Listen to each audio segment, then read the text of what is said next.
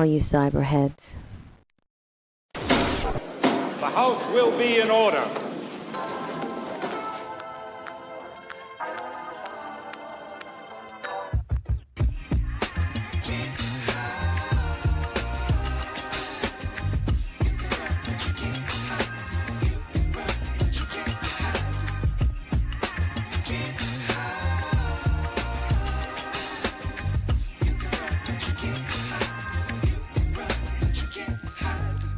Holmes has pleaded not guilty to racketeering, conspiracy, sex trafficking, and transportation. I'm not to, and I don't think I am. But if I seem to cut somebody short. Defending a roll by Brunson.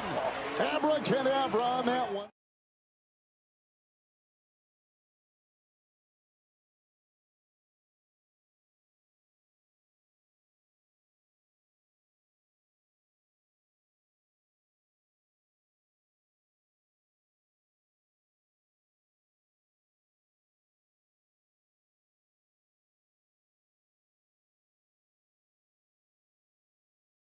The lights It's at. dark in here. All right. Lights at. There we go. Boom, bam, boom. All right.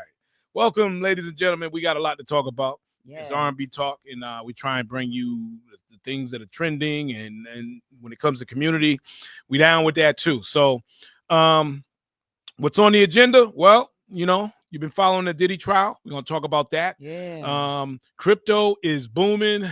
If you haven't heard, Bitcoin, if it hasn't hit 100,000 this morning, it's almost there. And what else we got? We got the Celtics. Celtics. We got to talk about those Celtics, man. The Karen Reed trial. But let's start with our Boston Celtics, man. Very disappointing loss yesterday. And I'm going to say this, no one has talked about it, at least from what I hear. They're really injured. They're banged up. Jaylen Brown has a hip injury and a knee injury, but he still was able to get 17 points. Yeah, but he's still out there playing. But, a lot of those turnovers Yeah. that have come up lately, is due to that injury, in Yeah. my opinion. Yeah. And also, Jason Tatum, matter of fact, Dita, if you can sit over here. Here we go. We got a house crasher. Yeah, I want you in here, man. House crasher. We got the one and only Dr. Love, Dita Weeda. Let me get your mic on. Oh, There we go. Crashing houses. Yes. Yeah. And so Jason Tatum has a wrist injury, and he actually fell on it again during the game. I was surprised that the cameraman didn't focus on it because he had re-injured that wrist.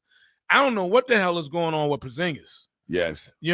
But that's their big three. Right. So, when you talk about the big three, that's where everybody gets their energy from. Right. And then you got Drew Holiday, who has an injury.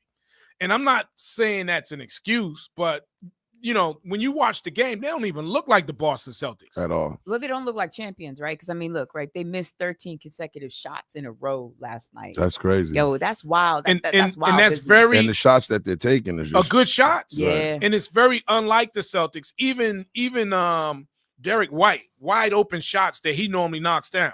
Right. He missed them. Tatum, all by himself in the corner. Right. Mr. Open. They're missing bad. And the thing is, I think it's working for New York that they're letting them take those bad shots.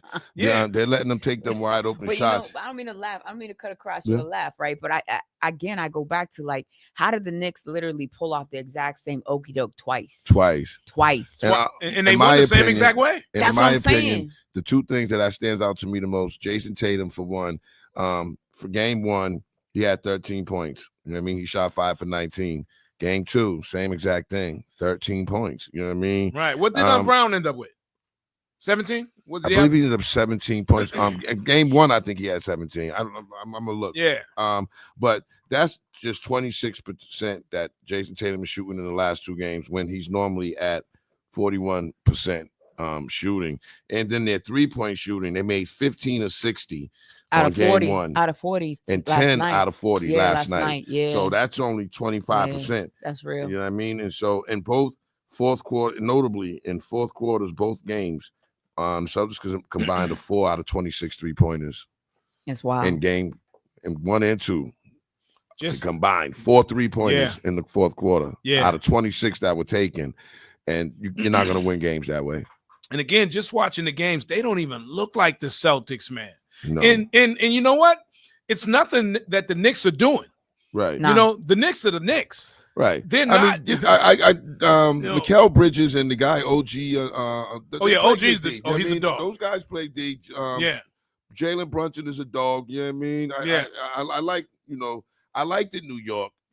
I didn't think it was going to come to this. So I was kind of feeling them, but I didn't think they would be leading us 0-2 in the semifinal I don't think, playoffs. man. And if you bet it in Vegas, man, your pockets are burning. Yeah. Your pockets are on fire, man. Sports big world, hole in But it. I mean, just the even NBA Tatum, world. but Tatum even brought it to to Mitchell Robinson. Like he was definitely still doing the thing, even with the injuries, even with everything that was going on. I felt like you could see they were giving it the guts. They were giving it all. It wasn't like they were leaning back like, oh, we got this in the bag with good money. Like, And they're hurt. that's twice we was up by 20. Yeah, that's real. Right. That's real talk. That's crazy to lose them both by 20. Unbelievable. That's real man. talk. Yeah. Unbelievable, man. What do you think of the coaching? Do you think he's I think he's going to have to change his strategy because of the fact that, we're injured. We got issues. And a lot of times you can't just have a team that's a bunch of dogs and they go out there and they get this big lead and then you stop coaching them. You got to coach your team how to keep a lead. You got to coach your team how to maintain a lead, how to watch the clock. You know what I mean? Don't just go down there running, just shooting. Like, take some time off the clock. Yeah. You think You're they're up hiring? 20. Now, They're hiring, because maybe I you need to know. go over Now, there. now, if they're knocking those shots down, it's a different game. It's a different game. But they're not knocking No. them down. Right. And even if you're not knocking them down, at least if you're up 20, keep driving to the hoop. They're going to fall or you're going to get fouled or whatever. You go to the free throw line or whatever. But it just doesn't open up this game. It just it looks like they're playing horse. Like It really go does. down there Even and shoot dropping and on like, layups, yeah, layups and I'm ain't even like, coming come through. on, No, man. I have to agree with you on that. Yeah. I have to agree with you on that. Last night OKC when they won, they were the first team to win at home. Like everybody's been losing at home, And they blew out Denver. They just blew them out, out they- the gym. woo. Like get the hell out of here. That first game was an aberration. That's what I thought the Celtics was going to do after their Same first thing. loss. I thought the same I thing. said, "Oh, they're going to come and kill these guys." Now. Right. So now I'm thinking Celtics in 6. that- Maybe is 7. that- Yeah, what you're thinking? we're gonna A have lot to of do people it in pushing. 6. A lot of people were saying prior to this moment of time, right? Right. Everyone was like, "Oh, they're gonna do it in 5." Right. That was what everybody had been saying. And Yes. I look, right. I'm a Bostonian through and through. I always say this. I rock my city. I love my city. I live for my city. And we are a city of champions. I say this every time. But it's heartbreaking when you see these 1-point losses or a 2-point loss. Like, even I always go back to that infamous time when we were trailing behind Atlanta in the Super Bowl. Right. By like And we, 28. right, I mean? And we flipped it on them. Right. Like, this is, In we're the third notorious. quarter. We're notorious for this sort of thing. Right. Where so watching this is painful. I wonder if there were any upticks of heart attacks last night in the ERs or what was going on, because this The only stuff reason right I'm here. not really scared is because of stuff like that. I remember being down to the Yankees 0-3, and then coming back. Oh, I remember that. Winning 4 straight. I remember going to we the won the World Series. and then Yeah. sweeping them. You know what I mean? remember that. They won 8 straight Right. after being down 0-3. That's real. So That's real. That's the only reason I'm not scared. And the Celtics is on statistics the best NBA team on the road. Let me find out. We're about some still stats. we're still the best team, on but the road. they gotta start executing, man. Right. Oh yeah, for sure. And the one thing I didn't like, they gave the Knicks confidence, man. Right. They gave the Knicks confidence. Can I segue that with confidence? So one of their fans was a little bit exuberance. Oh yeah, they acting up. What? Now, yeah, Yo, what happened he got with that? drugged. Did you see? I the didn't see video? all that. Of So, the fight? Yeah. You got pretty bloody too. Yeah, man. His whole face road rashed up and everything. Like Wow. someone drug him across Yeah. the asphalt outside. Like, we're not gonna do this in our house. I didn't see that. Yeah. I didn't see that. Yeah. Because a lot of them, there was a huge section of the floor that refused to leave after the game. So there was a bunch of New York fans, like at least 100 people that were just standing in there. They was dancing and things like that. So I think it led to outside and some fists were thrown. They things said like we're gonna that. see you outside. Somebody pulled a fire alarm. The whole building had to be evacuated during Jalen Brunch's a speech where they were giving their press conference. Wow. So the whole building had to be evacuated. So Boston was just acting up. You know what I mean? And, But that is See, not in character. Let's be honest. We do some wild stuff. I ain't But- gonna say but that. you know we what? ain't Last doing year- that sort of yeah, stuff. but they're not Last year- serving water in those cups, so Right. everybody know that. Yeah. When we won it last year, what did they say? We won because of all these injuries on the other teams. Right. You know what I mean? and no one's mentioned it yet with us. Right. But bottom line is, I think we just got to get our stuff together while we're playing New York, because even if we somehow miraculously come back and beat New York, we're not going to beat Indiana playing like that. nah, Fair no way, enough. no way, Fair enough. no way, We'll be going home. no way, Indiana's not no going to way. play with And us. I think, and speaking of Indiana, man, Cleveland's definitely in trouble. We're both in trouble. Yeah. Who do you think's in more Right. trouble, Cleveland Right. or Boston? Say that again. Who do you think's in more trouble, Cleveland or Boston? I think Cleveland is. I agree. Yeah. Only because, you know, like we've been there already. We've Right. already been there, and they're not injured. Right. You know what I'm saying? They don't have any injuries or any major injuries. That's And affected. we've won 4 times against New York this year. Yeah, we swept We them pretty swept much them this year, convincingly. Like, you know, we didn't even the last game where New York showed that they had a little bit of heart. We played better than we played the first 2 games in the Yeah. playoffs. And I think You know? Jason Tatum is coming with a huge, huge chip on his shoulder. He has to, Yeah, because he I hasn't think played well the first 2 games. Saturday, I think he puts up almost 50 He's gonna have to in Madison Square I Garden. think he has to and he put plays the team good on in his back. Madison Square. He plays good in the Garden. Yeah, Down in New York. So, yeah, you know, a lot of people do. yeah. We got to take New York's heart. They got some heart now, man. Yeah. You know. Oh, Spike Lee and Stephen A. Smith are beside themselves. Oh my Like, goodness. we got to bring them down to reality. too. Yeah, yeah, They're yeah. out of So when's the control. next? Today's did you see Thursday. him at the Met Gala? Oh, no. Oh, so you should pull up the picture for people to see. So Spike Lee at the Met Gala was wearing, I would say, a New York Knicks inspired outfit, Mean, to say the least. orange and blue. Oh man, Yeah. yeah. next Spike was game- doing Spike stuff. Next game is Saturday afternoon. Yeah. In New York City. And it's going to be Bedlam. Oh man, right before Mother's Day. I know. That would be a good Mother's Day gift for my mom. She Yeah, loves it. yeah, for everybody's mom. Absolutely. You Well, I know? appreciate y'all having me on the Yeah, show. thanks, man. Dita, No, for we popping appreciate in, you, man. I man. sat in the Appreciate kitchen. I'm you. like, I know they're going to bring up the Celtics. I'm just going to sit there. Oh, no Right. doubt, no Yeah, doubt, yeah. man. I'm glad you hung around, man. I wanted you to come on Absolutely. and with your input, man. Absolutely. Love you Yeah. guys, man. Appreciate you. And thanks Yes, for always sir. shouting us Right, out every appreciate morning. you, You when man. we're already. on. You already. No See y'all doubt. tomorrow. All All right, right, sir. man. Yes, sir. Yeah, and I'll say this too. Like, you know, when the Patriots lost that Super Bowl against the Giants, I mean, you can't compare the two, right? But after the game, I didn't want to see no sports That's fair. because I That did was not in my want to see feelings. the I was in negative my stuff on the feelings. Celtics. I'm looking at stuff on social media. I'm like scrolling past all the Celtics stuff, man. I didn't want to see it. I just not want to see it, man. I was pissed. I'm telling you, man. Yeah. So yes, good morning, folks. We Good got morning, a lot good more to talk morning. about. Those Yeah. Boston Celtics. Saturday is the next game in New York, and we got work to do. All got work to do. All right. All right. So let's talk a little bit about first of all, have you heard about what's going on with Smokey Robinson? No, tell me. So Smokey Robinson is in some trouble. Say it ain't so. He's being sued for sexual misconduct against 4 Hispanic women who are employed as housekeepers. Whoa, wait. Yeah. You talking about that elderly man that was sitting there on stage trying to Smokey thrust, Robinson, trying yeah. to thrust the air. That Now- man. Now is this recently these allegations are coming into play? Or Well, is this that's the past? thing. I think it's spanned over time because he's had a number of housekeepers. Okay. So I don't want to put out any wrong information, but they're seeking $50 million in damages. A piece or together collectively? Altogether, collectively. Okay. Yeah. So I just want to bring that up. Our very own Smokey Robinson. I mean- come on, man, baby, come close. That you know guy. what's so disheartening about all this is that I will always say this, and I mean this sincerely. I don't play when it comes to this type of subject matter. Right. I joke about other stuff, but there are certain things I don't play with, and essay and these sorts of things is one of those things. Whoever you are, if you do something inappropriately against somebody's will without their knowledge or Mhm. them wanting it to happen, you deserve to be put underneath a prison No or doubt. jail. No period. doubt. I don't care who you are. No So the doubt. fact that they're only coming after you for liabilities of damages, you're lucky. Yeah. You're lucky. Now, let's talk about that some more because there's this thing in Hollywood, the entertainment business, even at the job. There's all kinds of sexual harassment that goes on daily. Sure. You know what I mean? And a lot of it gets unreported.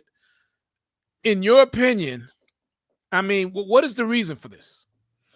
Well, I mean, you've got the Me Too movement. Yeah. Right. I think that's a huge catalyst in this space. But I also think what's happening is that, we are in a new generation where the be quiet, don't tell, don't ask kind of mentality is falling to the wayside. In fact, we're in a space where people are getting called out in ways and getting canceled in ways that has never been seen before. And so there have been many, many, many people that have been in positions of power and positions of wealth and positions of fame that have mistreated people, have done wrong by people, whether they received quote unquote hush money or just out of fear, pure retaliation, chose not to respond or let people know what was going on. Shame is a very powerful emotion, right? And so I don't feel as though this is something that all of a sudden is happening. I just believe because of the impact of social media and the ability for information to travel so quickly, people are more confident to come forward with their stories. And it just seems as though this has been a culture, a subculture, an underground kind of accepted behavior that's been in play for some time. Right. That's what I believe. Right. Yeah. So it's a huge topic that's been going on for years. People in power, mostly, or in many cases, people in power, they're in a position and they have the power to either, fire you or put you in a position where things aren't good for you. And I just think a lot of times they take advantage of certain individuals, Well, I mean, listen, if you out here wilding out in these streets and you're doing things that is not okay, if two consenting adults choose to do something, right, and then you get in your feelings and you want to retaliate because now you're mad, not that you actually were assaulted, not cool. Not cool at all. But if you're out here taking advantage of your power or your wealth and you are harming people, you need to be held accountable. I don't care who you are, whether you are the president of the United States or you are Joe Schmo off the street. And the sad thing is the precedent has been set because our own president who is sitting in office has not been held accountable for his behaviors. And as a convicted felon is wild to me. Right. Okay. I'll actually How much you want to bet that's like gonna be? All right. Good morning, Urban Heat. Who's this? Hey, Steve, how you doing, brother? This is Rich Sports, brother. Oh, what's up, Rich? I'm depressed today about these Celtics, man. Oh, yeah. I think everyone is a little depressed and disappointing about our Celtics, man. What are your thoughts on the game, man? Well, first of all, Joe Mazzola, I think he's on the hot seat, Steve. If this guy do not know how to use timeouts when the game is getting away from him, and I tell you what, we got a veteran group of players. They got to be smarter. They just got to be smarter, Steve, when these games get close, man. When they got these big leads. Right. Wow. So you think he's on the hot seat, really? Well, Steve, I tell you what. Let's do some history. Bill Fitch won a championship in 1981. 1982, the Celtics got eliminated by the Sixers. 1983, they got swept by the Milwaukee Bucks. 1984, he was replaced by K.C. Jones. So, Steve, with the owners spending the type of money they spending, and think about the Denver coach, Steve. He just got fired with about 15 games, him and the general manager, to go in the season, and he just won a championship 2 years ago. Am I making a little sense right now? Okay, I'm picking up what he's cooking. I feel you. I'm picking it up. I feel you on that. Okay, I'm not mad at that. I think all in all, man, I think the Celtics are banged up, man. In that game 1 and game 2, out of character, totally. Didn't even look like the Boston Celtics. So, again, you got Brown, who has a hip and knee injury. Tatum re-injured that wrist yesterday. Drew Holiday's been hurt, and I don't know what's going on with Porzingis. So you got the big three or the big four.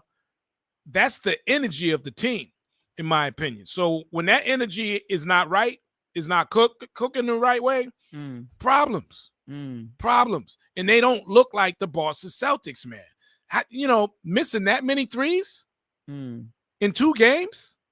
Trouble. Something's not right. The hard part, we had 2 20-point leads late in the third quarter. That's the key, Steve. And then all of a sudden, we just can't hit a shot in the fourth quarter, man. That's the thing that bothers me. Hey, I think it bothers everybody, man. Hey, Rich, thanks for your call, man. We're going to do it again because they play again on Saturday, so we'll have a conversation about that as well, man. All right, brother. Thanks, man. I appreciate you, man. Rich Gilmore from Rich Sports. Yeah, those Celtics, man. It's a tough push. It's a tough push. Tough way to wake up this morning. Yeah, it's a tough push. For sure. I woke up, man. Where am I? Yeah, You know? And it's wild. I was in a meeting, a Zoom meeting yesterday, the national Zoom meeting with this organization, and of course, I got my Celtics sweatshirt on. Yeah, and yeah, man, I couldn't bring myself to wear a sweatshirt today or a t-shirt because I got a few. I got a little pair in my closet. Right. I couldn't bring myself to put it on today, so I'm right. rocking the gray sweatshirt. All right, so we're gonna talk about Diddy, right? But we'll save that conversation. Coming up at 11 o'clock, we got Trey Lorenz, R&B sensation, backup singer for Mariah Carey. He was in town last year sometime. Mm-hmm. He was actually on Mic Check 1 2, and we got him here at 11 o'clock. He's gonna talk about the industry and stuff like that. Plus, he's got a new record, so we'll talk to him at 11. Love that. Let's talk some Karen Reed real quick, and I'm gonna be honest. I'm starting to get a little tired of the Karen Reed thing. But it's hard to stay away from it because are you addicted? I'm definitely addicted because there's always something new coming up. And so yesterday, Judge Bev, right? Mm-hmm. I don't know what happened, but the defense must have gotten that what, because after lunch yesterday, this is what she came out saying to the jury. Are unmuted. All right, jurors. As you know, I think I told you in the beginning, one of my functions is to make sure that a case is tried fairly and efficiently, and not to waste anybody's time. So if I get frustrated at lawyers about something, I try not to, and I don't think I am. But if I seem to cut somebody short, the lawyers are just doing it.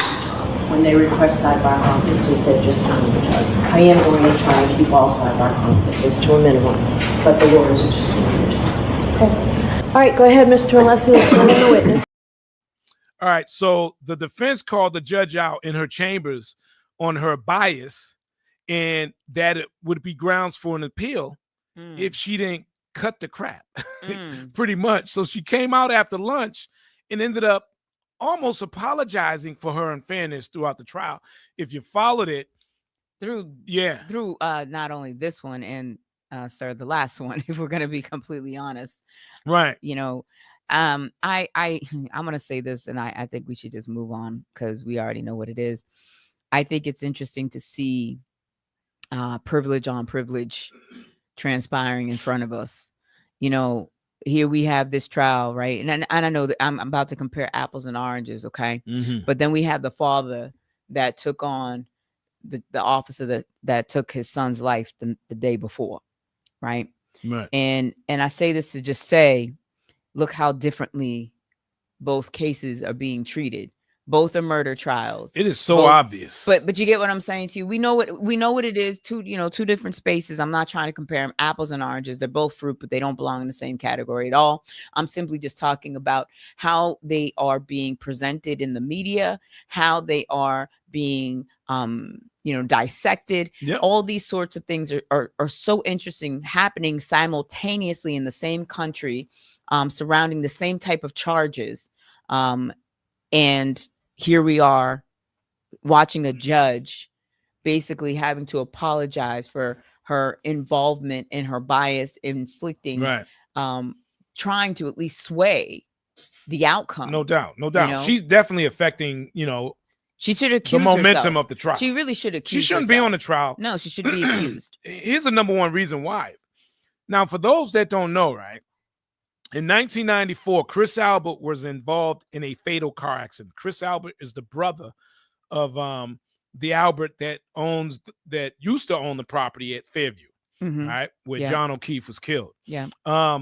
So he was involved in the fatal car accident. It resulted in the death of the 23-year-old. He fled the scene and did not turn himself in until 30 hours later. Right. So guess who was the judge during that whole trial? The one on the Karen Reed. It was the Judge Beverly, who's on the trial right now. Yeah. She gave him 6 months. That's wild. He only got 6 months. Now, I just found this out. Guess who the attorney was representing him? Don't say it. A guy by the name of John Canone, who is Bev's brother. Wow. Okay. So they clearly thickens and the they rabbit hole clearly gets have a deeper. relationship with the Alberts, right? And she's the judge for the Wow. Karen. She should not be the judge. Yeah. How did that even happen? Can you all right, a hold total on. Wait, conflict stop, of interest. stop. You know? Stop for a second. Can you repeat that a little slower for the listeners? Because I want people to connect the dots of what you just said, because what you just said was Chris really Albert, I'll break it down. Chris Yep. Albert, the brother of the owner of 34th, or the former owner of 34th Fairview, where John O'Keefe was killed. Yeah. Chris Albert, that's his brother. Yes. Of the former owner of 34 Fairview in Canton, Mass, where John O'Keefe was killed. Okay, Judge Beverly Canone, I believe, if I'm saying her name right, the judge on the Karen Reed trial, was the judge for Chris Albert, who fled the scene of a car accident that caused the death of a 23-year-old. Mm-hmm. He went to trial and only did 6 months in jail. That's and the bananas. attorney that represented Chris Albert is the judge's brother, and his name is John Canone. So, and the Alberts are all over this Karen Reed trial, and she should not be the judge for the Karen Reed. Yeah, that's wild business. A total conflict of interest. Yeah, that's wild business. Period. For sure. That is absolutely But wild business. That's the game where, you know, the banana in the tailpipe, they ain't gonna notice. Right, you know, the public's not gonna notice, you know, and but that's what's happening right there. So that's what's going on with the Karen Reed trial, and I think we'll leave it at that for today. Mm-hmm. Let me see what else I have. Oh, here. yeah, definitely. We definitely got to talk about what's happening with Section 8. Oh yeah, that's really actually disheartening. So yeah, go ahead. No, go ahead. I'll let you start this. No, so basically, Donald Trump, your president, has on the table. He has some plans for Section 8. Yeah, he's trying to get rid of it. And well, yes, and no. Go ahead. Yes and no. Mm-hmm. So yes, the programming as it is currently, he is trying to get rid of.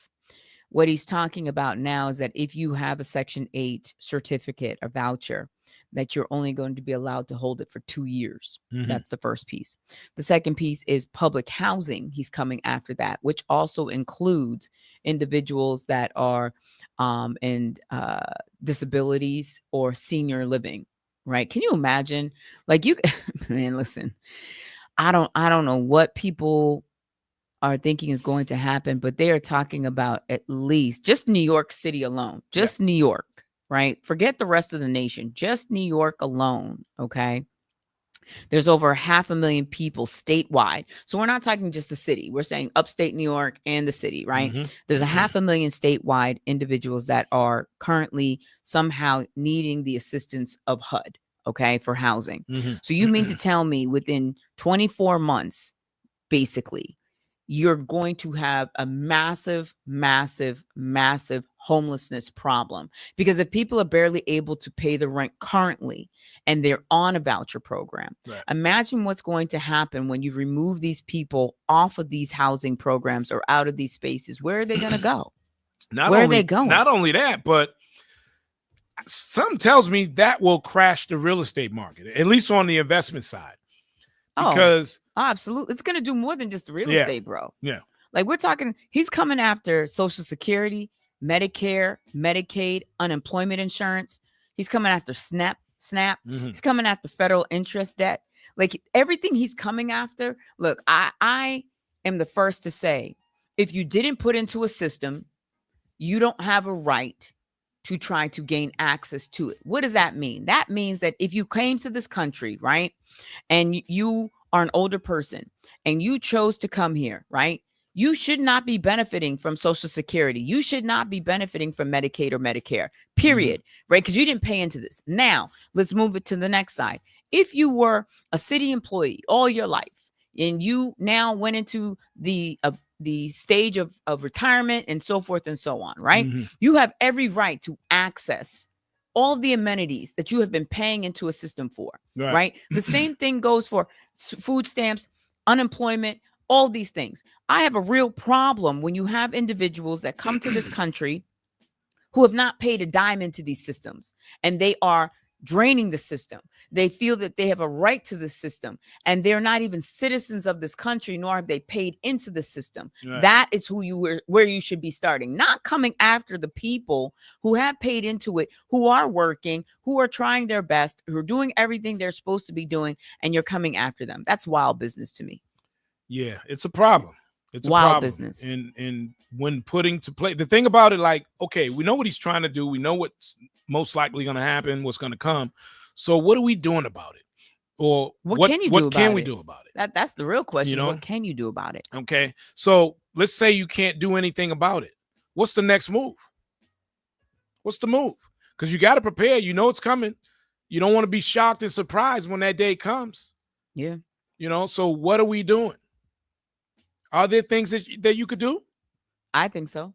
Most definitely. I think so, absolutely. You know, but here's the problem. If you don't have the structure already in place, this is the problem. You know, there's a lot of people, Goose, if we're going to be totally transparent about this, right? They got to rob Peter to pay Paul every month. There are people out there that really are like that, right? And so the truth of the matter is there are some people out there that they have to choose between food and utilities. There are some people out there that have to choose between their children getting clothes or whether or not, their steak versus hamburger meat, right? I'm just being transparent and honest with you, right? They have to choose the lesser of the quality of fruit at the supermarket because it stretches longer, and they go to the Dollar Tree and they buy their food from there, right? I mean, this is a real fact of the matter. We just had urban. Have you made adjustments in the supermarket? Not to change subjects or anything. I definitely have. Absolutely.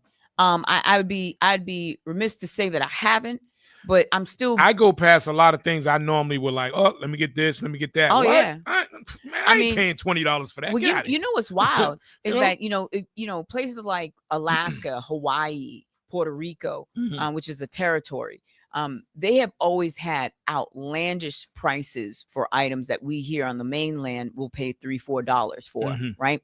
Somebody had posted a TikTok. You know me, I love my TikToks. And they were showing the prices of things that they were paying in Alaska. And a bag of frozen broccoli that we would probably pay $3-4 for was $14. Wow. $14 for a bag of frozen broccoli. That's wild business. Wow. So this is literally this is about to plunge. And then I don't know if you heard, and this has been confirmed by one of the first administrations of the first Bush, that the U.S. government has this whole city underneath the U.S. that even goes into the ocean. Yeah, I that saw they that. $21 trillion to that. build. My man, say what?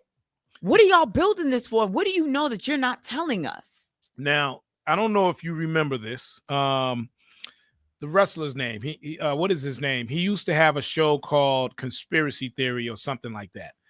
And he talked about this. This was like maybe 10, 20 years ago, where he talked about, and he showed videos of underground places where they had all these buses that they were building. And it was a place that if something catastrophic were to ever happen, the rich would have a place to go. So I'm not surprised by that. But it's wild business. Like the fact that you've been funneling 21 trillion with the T for the last 20 years of our money, that you have no problem coming in, stepping into my paycheck and pulling out even before I even receive my paycheck. Listen, you getting paid. We've had blinders on for decades. It's disgusting. And we've been told, and this is the thing about the media, like we've been told this and that. We was told Christopher Columbus discovered America. Don't get me started. Right? Don't get me on my soapbox. Don't get me on my soapbox, Goose. We were told that, Neil Armstrong landed on the moon. The worst one of all of them, can I tell you the worst bamboozle of all of them that broke my heart? Was being told as a little kid, I'll never forget, in second grade, that Martin Luther King was assassinated in Memphis, Tennessee, on the balcony of that motel. to come to find out that a white nurse decided to put a pillow over his face by the redacted reports that were released. Say what? Right. And nobody wants it. Nobody's talking about that. Nobody's up in arms about right. any of these. Of course not. It's like, what? And you know what folks aren't up in arms about either? That you know my favorite thing to talk about, the food. I knew we were going. The food. Look, cheers. The food is another thing. Ladies and gentlemen, this is being brought to you by Red Bull. Red Bull only gives the wings. We want to be endorsed. Oh, you want the Red Bull too? You know what? You should call them up. You might get an endorsement from them. Listen, you're on my show every day. You know, but no, like we've been told so many different things, wild? And people, you know, they just fall right in line and they believe it. And this has been going on for centuries, for decades. It's heartbreaking. We've been lied to a lot. Even in 2025, we've been lied to. Yeah, we're still we're absolutely still Yeah. being lied to, and we're being manipulated. Yeah. And you would be a fool to think that Zuckerberg and all these other cats, including you know, our buddy up there, Doge Boy himself, aren't building their own bunkers. You know what's wild is that they're not building. They're already built. Excuse me. They're built. What's wild to me also though is how they've hired these militia guys, right? These military guys. And here's the deal: the military guys, they're not able to afford to be in the bunker. But the deal is, if they provide security for the family that's living in it, they can have a quarter section for their family. Yeah. And that's how they're going to survive. And I, you know, I'll be honest with you. If we're going to be totally transparent in this, if this is where the world is going, I want no part of it. If I know that something like that, you know what I would do? I'm going to be 100% honest with you, Goose. Yeah. I would go to the bodega, go get an ice cream, get each one of my kids whatever they want, go sit on the stairs and wait for it. I'm being dead serious. I don't want to be a part of any of the apocalypse. Right. I do not want to be a part of zombies. I don't want to be a part of the raiding. I don't want to be a part of the collapse. I don't want to be a part of any of this. And I do not have a multi-trillion-dollar bunker to go into. Right. So keep it a buck. And there is a big disparaging when we talk about the money, right? You have Vanderbilts that are receiving heart transplants at 90. Say what? Yeah. That's wild business. And let me throw this out there. Do you believe, and most people know the answer to this, do you believe there's a cure for cancer? Absolutely. It's better to keep us sick than it is to cure us, because keeping us sick is a $1 trillion business. Bam. Absolutely. Bam. And the medicines are making us sicker. And so the Food and Drug Administration, as well as the big pharma companies, they're all in cahoots. Oh, absolutely. They're all in cahoots. But look, every time we've ever had a whistleblower physician, either their plane explodes or they disappear. It's a fact. And that's been going on for decades. Right. But it's even more prevalent now because of social media, because they themselves will use their device, and then the social media world is scrubbed of the evidence of them. So if you look to try to find the videos of the doctors of the beginning of the COVID pandemic that were sending up the alarm saying, hey, look, this is what's going on and millions of people are going to die. And they literally were hiding the fact that they were buying tens of thousands of body bags and cooling trailers and all this stuff. And they were trying to play off that the numbers weren't what they were. And even to this day, I don't believe for the next 100 years, it's going to be well past our grandchildren's time, right? If our lineage survives that long, that we will find out the truth of how many people actually really did die. And then you're going to find the people that die that were a direct result of the jab.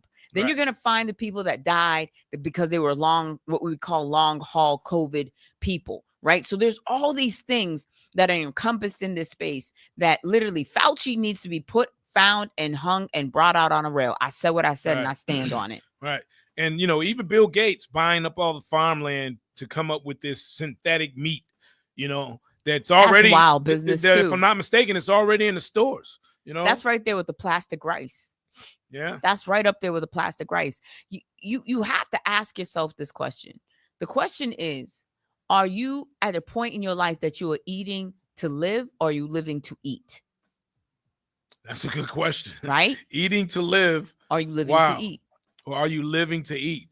You know? Right. And what I'm saying in this is I want people to start really thinking. And I really started thinking about after our conversation with the urban the institute, the farming institute that came in, right? Shout out to Amber and shout out to Matt. over there at the Urban Farming Institute on Norfolk Street. And the reason I'm shouting them out is because they are trying to be part of a solution to a problem. And we're talking about not only are these programs getting cut, but now we're also talking about heirloom seeds are about to be extinct to access for us. Right. And if you don't know what an heirloom seed is a seed that you put in the ground that every season it will reproduce and give you whatever it is that it produces. And so you have to ask yourself these questions. What is happening around us that you are not part of the conversations at the table? They want you to pay attention to the small, minute, micro things while the macro things are happening. And they're saying to you, hey, look, pay attention to the left hand while the right hand is rewriting history right underneath your nose. And you are not part of that plan. Right. And whether they are taking you out by your health, by your wealth, or by where you live, by circumstance, one way or another, you're about to be chained down and in a way that you yourself are not going to be able to get out of. And you're asking yourself, well, how do I stop this? The next question that needs to be then is, we have been speaking almost 2 years to a financial revolutionary thing that is happening right before us. And let me add this out there right now. Neither Steve nor I are financial advisors. What we speak on is only our personal opinion, and please do not take this as financial advice. Let me put that out there again, because the reason why is because the only way we know, and we are seeing the writing on the wall, for this to happen is you need to get in front of this. And the only way to get in front of this is going to be by the change of what is happening. And the one thing that we have access to right now is the crypto space. Right. And pretty soon we won't, because you heard what they're doing with Coinbase. Yeah, what's going on with Coin? So they're talking about by June 30th, the way that Coinbase has been operating, basically without regulations in the Wild Wild West, is going to stop. So the way you can remove and take things off of the platform as easily and swiftly as you do currently is going to change. Yeah. So, again, that's coming with regulations. And we're going to talk about regulations a little bit more when we talk deeper into crypto, which we're going to do this morning, because something great has happened in the crypto space. And let me just say this, right? You always talk about that train leaving the station. Mm-hmm. You know how when you go traveling, you're at the airport and first class, they're the first to get on board, right? Yeah. Well, right now, first class is boarding in the crypto space. All right. And I'm going to tell you why. We're going to get into that. We also got Trey Songz coming up now. Okay. I'm sorry. Forgive me. I got excited. Trey Lorenz. I got excited. So what? So what? Trey Lorenz. We got him. He's got a new record out now. He was on Mic Check 1, 2. That was last year sometime. He was in town, and Mariah was in town. So we're going to ask him about that. And he's got a new record, got a new album coming out. So we're going to get into all of that. And all that coming up. We're going to talk about the Diddy trial. And we haven't seen Diddy since he's been locked up. He looking old. Yeah. Folks said he's got a lot of gray. He's lost a lot of weight. Rightfully so. I mean, being locked up and, coming from where he came from, eating 5-star every day chefs and, going from that to being in the federal Brooklyn jail. That's got to be a total big time problem, man. I couldn't do it. To the system. I couldn't do it. And they don't even, what's wild is I didn't know that they don't allow. From Boston and beyond, Heat981FM.com and iHeart Station. All right. Go ahead. Finish what you're saying. They don't allow hair dye in jail. And this is why we're witnessing him go through this transformation right before our eyes. Right. Where it's like literally 20 years has been put on. Stress is a real thing. Right. Stress is a real thing. All right, folks. We got R&B sensation Trey Lorenz. We're gonna bring him up real quick. What is this shit right here? Feeling it. All right, folks. One time for R&B sensation. We got Trey Lorenz on the line. What's up, my brother? Wait. What's going on, y'all? Can y'all hear me? Y'all got the same stylist with the sunglasses. You too?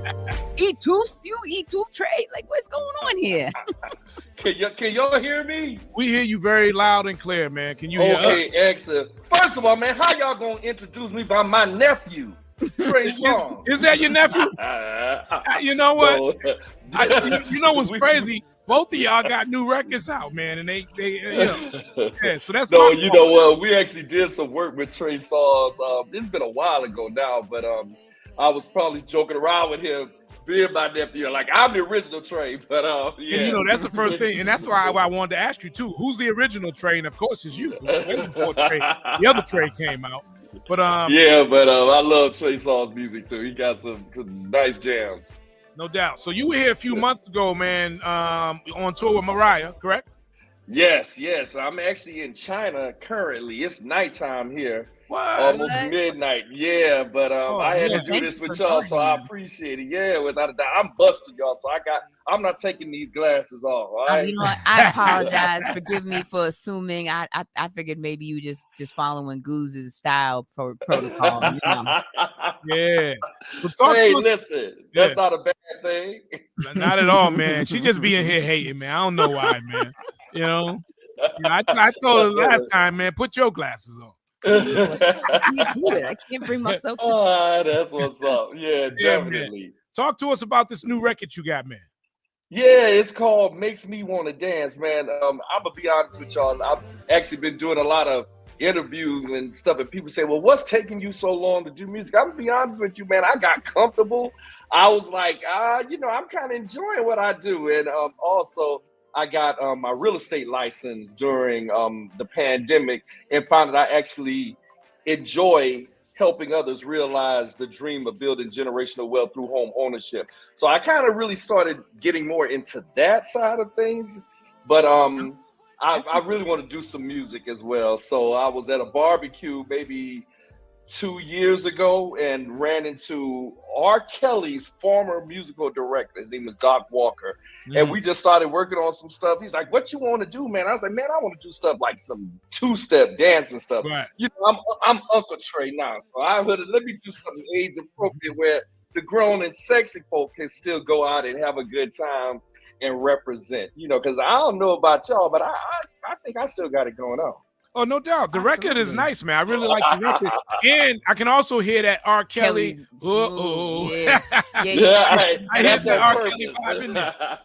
That's on purpose. Absolutely.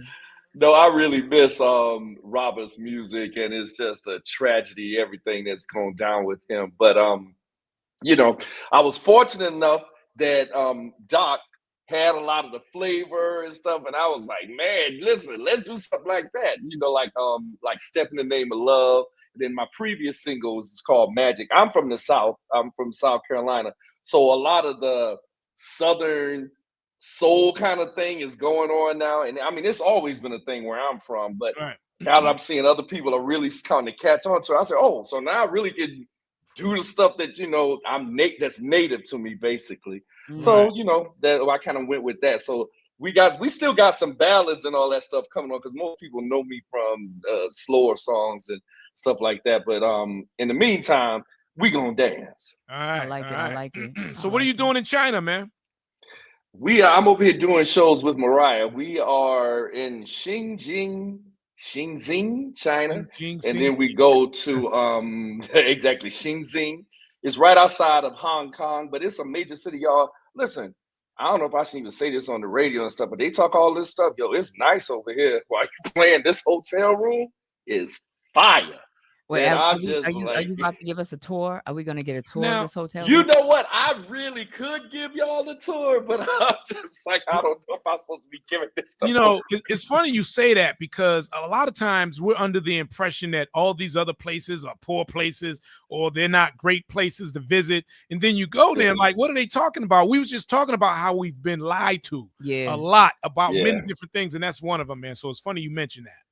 Yeah, you know, I'm gonna be honest with you. I've traveled the world with Mariah more times than I can even count. And years ago, we were in Lebanon doing a show. And after, you know, I'm not a morning person, so we woke up that morning, and one of the young ladies there was covered in the traditional attire that they were. I can't think of the name of it, but I mean, all you could see were her eyes, basically. She had a burqa on.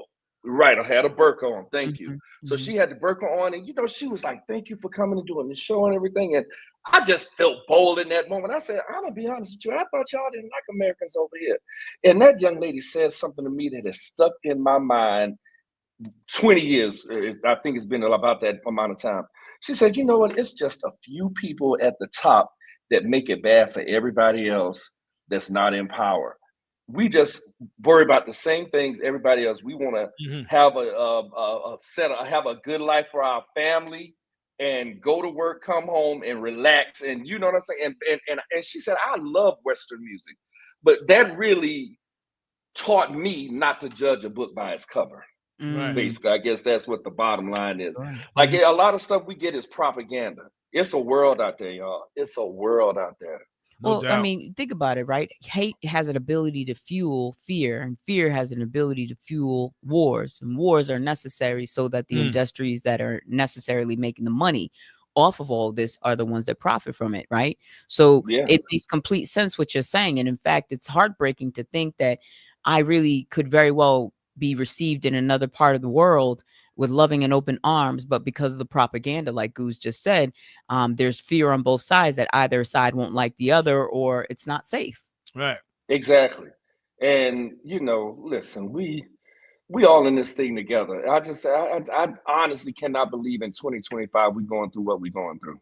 I Mm. honestly cannot You're believe just talking that about people have not been wise enough, that we're not smart enough ourselves than to let nonsense separate us. You know what I'm saying? I still can't grasp that, Yeah. But I think I'm with Marvin Gaye on that. Love conquers all. And music, you saw me bring that thing all the way back around. Stevie Wonder once said, "Music is a world within itself and a language we all understand." So that's why I'm on the other side of the world, performing and bringing joy to a culture that I never dreamed, I would enjoy. So I've got to ask real quick, Goose, and it's a little off topic, but I'm curious to know what you're going to say. How is the food over there? And I'm not talking about cuisine. I'm talking about, is it clean? Is it more robust? Is there a huge selection of fruits or things of that nature? Is it better quality? Because we constantly have these conversations here at the station on our show about the quality of the food here in America, and it's making us sick. And so I'm Right. curious what you're experiencing. I believe that what you're saying is accurate. And, they have certain things in the food in America that they don't even allow into other countries. So, like certain chemicals and things of that nature.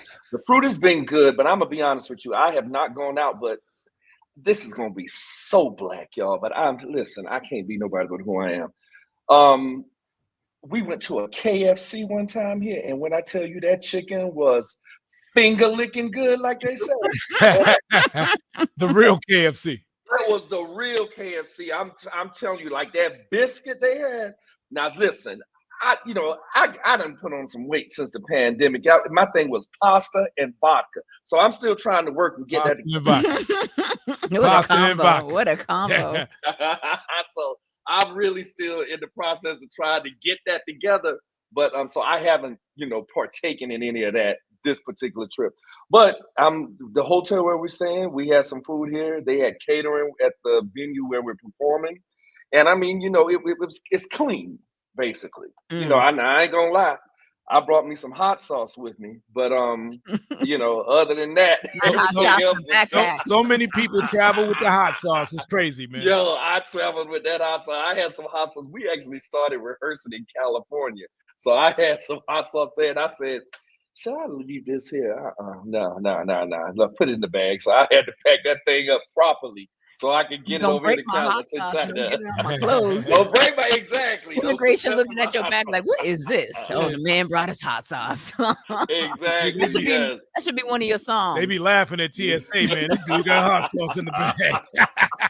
They probably will be laughing. This hot sauce, yeah, definitely. But overall, we having a good time. Right. Now you've been doing this for a minute, man. You're not new to this, man. You've been traveling with Mariah for the longest. Like when did you first start in this business? How were you discovered? Did Mariah discover you? What was that about? I actually began I guess professionally, I started working first with Redhead Kingpin. You ever heard of Redhead Oh Kingpin? yeah, the rapper. The Down with Teddy rapper. Riley. It boom down with Teddy. We were down with Teddy Riley's whole crew. So I guess Teddy is the first person who really gave, me my start, so to speak. And I was in a group, but we disbanded, broke up, and right around that time is when I met Mariah and started working with her. And that's honestly been kind of the case ever since. I put out some solo stuff and worked on other people's projects for the most part, but the thing that's been consistent for the most part has been me working with Mariah. And that's really has been a blessing because I like being an artist. Don't get me wrong. Like, I just like to sing. But, some of the stuff that comes along with being an artist, I really don't feel like being bothered with it. So, and that's just me being Interesting. Let's talk about it's a lot. You know what I'm saying? Now, yeah, let's talk about that a little further because we got the Diddy trial going on. We got, Shay Room. What's my guy's name? Geez. My mind is slipping me. But there's a lot of things going on in Hollywood that we don't really see on the outside. But as you said, there's a lot of things that come with being an artist. What are some of those things that you don't like about it? I mean, I'm not gonna sit up here and go into no details about stuff. He said you ain't setting me up. He said you ain't gonna get me with the okie doke, bro. Not today. Not today. Say you. And Shannon Sharp was the person I was trying to come up with, but okay, got you. No, but I mean, it's just it depends on the individual. Like I was fortunate enough to be brought up in a household where I didn't feel like I needed something, missing or whatever. You know what I'm saying? But I mean, listen, there are a lot of people who don't have that. You know what I'm saying? And that's just real. But like they say, I had a praying grandmother. Y'all remember that song? That's a gospel thing, So it was only but so far, and everything's out. Be like, okay, it's time for me to get up out of here. But but just now, not in general, just like with the stuff in terms of the weird stuff, but in terms of being an artist, like it really is hard work. And for a lot of people that are talented, I like to sing. You know what I'm saying? I think Whitney went through this a lot as well. She's like, all this fame stuff, like you can have that. I just, listen, I'm singing in the hotel room. I'm singing in the shower. I'm singing in the car. I'm singing. So, okay, I can sing on a record too, but then everything that comes along with it, and, y'all just fortunate. I'm fortunate enough to be able to interview with y'all and y'all cool and everything, but everything is not like that, and sometimes you just don't, it's a job. So it's one that you really have to take. If you're passionate about it, you really have to take it serious. So I got to the point now where I'm like, okay, you know what? I'm older, I'm wiser, and also I'm doing this independently. So it's a little bit different than having the label telling you exactly what you need to do, because that's a lot of it as well. Like they'll really take your vision and make it something else. And I just wasn't with that. I think I'm too much of I'm a real artist. I love music, and I don't, it's just the commercial part of it and everything. But then there's also like the integrity of it as well. Yeah, I love the independent game because, again, like you just said, the labels aren't involved, the corporations aren't. They really are the ones that mess the game up, dictating what the message should be with artists. And a lot of times you got the most talented artists in the business, but you don't see it because of the directions of the record labels. That's real. Right, exactly. Yeah, exactly. And also I feel that a lot of the music today, and I believe this is by design, they do not it doesn't uplift and inspire. And like when I was growing up, you heard songs, wake up everybody, no more sleeping in bed. There was a message in the music. Mm-hmm. And that's kind of hard. I feel it's hard. Maybe I'm not looking in the right places, but it seems like it's hard to come across now. So I find myself always listening to Harold Melvin and the Blue Notes. So you know what I'm saying? Somebody like that has that kind of that legacy. I'll come back and revisit it. You know, that stuff is, if I had to go on my playlist right now of my favorites, everything is probably going to be something. Oh, you might hear something sprinkled in, some Layla Hathaway, some, you know, some of the, you know, more, you know, robust people, Jasmine Sullivan, PJ Morton, you know, don't trust me, they're out there. Yeah. And a lot of gospel stuff as well. I listen to a lot of gospel as well. But for the most part, it's not like the artists I think are as and then again, I don't want to generalize, because like I'm saying, maybe it's just that I'm not getting it, but I definitely will say that the labels don't seem to push that kind of stuff. Right. And I don't think it's that the artists aren't talented. I just think, you know, they're being forced to go in a certain direction. You know, they're forced to like come out with a certain sound, and that's just what it is. But I also think it has everything to do with frequencies, right? Oh, so we on something else now. Yeah, no. We're still there, bro. I promise. So we had the honor of interviewing 19 Keys out of the Bay Area. I don't know if you're familiar with the young man, but he is definitely a thought leader in this generation, and he's definitely somebody that I look forward to seeing what and how he develops and he grows.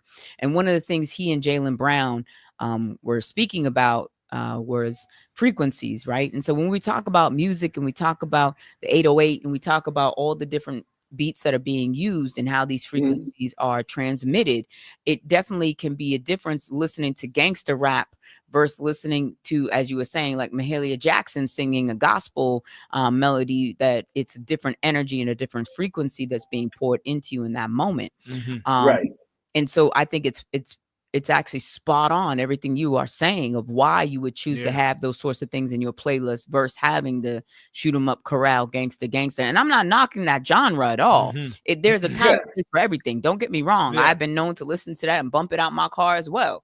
But I also end up speeding and getting you don't even realize it, right? So I think there's something to be said with what you're saying, and I think you're spot on. And I think there needs to be more intelligent conversations in our community, in the think tanks surrounding what are we allowing our kids to listen to, what are we producing, what are artists putting out, are you doing it with the integrity in the space of you're trying to uplift your people, or are you just trying to make a fast dollar through a system? Right. You're right. Yeah, very well said. Thank you. Yeah, I totally agree with that, because again, you know, I don't know, like as I've gotten older, and y'all, like I'm saying, I'm 56, you know what I'm saying? I'm not a young kid anymore. Wow, and I've realized that when you give back to somebody, you get it back. And I don't know if that's 1,000 times. Absolutely. You understand what I'm saying? Absolutely.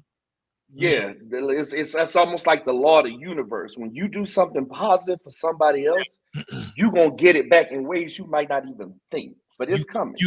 I got this saying, you always get what you give. You get what you give, whether it's positive or negative. Absolutely. You're right. If you haven't learned one thing about the universe in life, you always get what you give. It's a cause and effect. Right. Yeah. Right. But I think, yes, sir. but I think that's where it becomes important, right? Because so, you know, looking at someone as yourself, who is a creator, who is an innovator, who is making music, right? So you are what we would call in the intellectual space as one of the think tankers, right? And you're pouring into the universe. And as you're pouring into the universe and you are creating these sounds, I can only imagine that process as you're leaving a bit of your own signature and your footprint for the generations to come. So as you're creating this new music, I'm wondering, are you now focused more on that thought, right? At the 56-year you, where you're saying, I want to leave a positive impact, or are you still kind of in the sense of I'm exploring new things and I'm figuring out what my sound is as a musician, as an artist? Honestly, it's a little bit of both. Like I have not, in my mind, totally have come to that place of, oh, this is it right here. You know what I'm saying? Sure. I think that it's like the process of just evolving. Like, you know, like, listen, I'm talking about makes me want to dance. I ain't talking about nothing in this record. I'm just talking about going someplace, having a good time. I'm sipping on my drink. And you know what I'm saying? Like, but then again, we got some other stuff that, you know, is probably more to pour into the soul. But this right here, this is Friday night. I done got my check. I'm trying to get out the house, go have me some drink, and forget about this mess I'm seeing on the news.